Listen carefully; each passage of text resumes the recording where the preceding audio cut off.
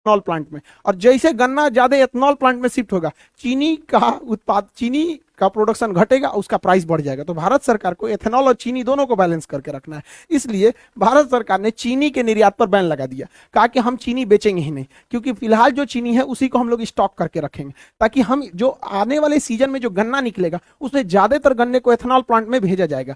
अब ज्यादातर को भेज देंगे, वो चीनी के लिए नहीं बचेगा। भारत में महामारी हो, पूरा भयानक, कम महंगाई है भारत में, तो चीनियों महंगा हो जाएगा यहाँ पर, इसलिए इस पर निर्यात पर रोक लगाया गया। हालांकि भारत में चीनी का प्रोडक्शन बहुत ज्यादा है, चीनी का प्रोडक्शन 35 मिलियन टन है हम लोग के पास चीनी का प्रोडक्शन। हालांकि इसका उत्पादन जो है वो 27 मिलियन टन है, यानी 8 मिलियन टन एक्स्ट्रा हमारे पास है।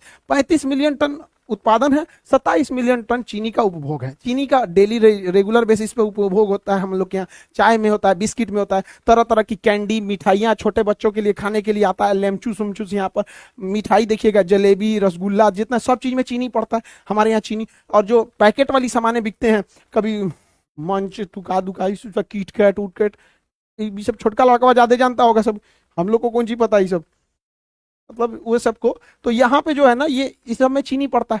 तो चीनी का हमारे यहाँ डिमांड बहुत ज्यादा है, 27 मिलियन टन प्रतिवर्ष डिमांड है।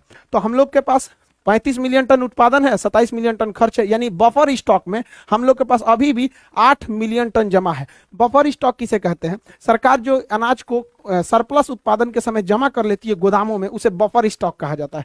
बफर स्टॉक रखने की जिम्मेदारी फूड कॉर्पोरेशन ऑफ इंडिया को है, एफसीआई को है। बड़े बड़े गोदाम होते हैं, इसी में रखा जाता है, छोटा मोटा नहीं, बड़ा सा गोदाम होता है, इसे ही कहा जाता है बफर स्टॉक। इसलिए भारत सरकार क्या की है, फ्यूचर प्लानिंग में बैलेंस न गड़बड़ाए महंगाई का और सप्लाई का, इसलिए इस पर